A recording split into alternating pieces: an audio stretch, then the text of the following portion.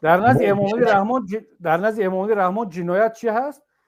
همون شوخیایی که عبدالفضل عطایف کرده است، سابق سخنگوی وزارت خارجه و همون یک کارمند دیپلماتی سابقه دار. من اون نفر رو خوب میشناسم، بسیار یک انسان هزلگوی، به گفت روسو у него чувство очень тонкие чувства юмора. чувство юмора. یعنی بعضا انسان هستن که گل معرکه هستن، گل سبد معرکه هستن. عطایف از همین گونه افراد بود، من رو خوب میشناسم. بسیار شوخی های نمکین زیبا داشت.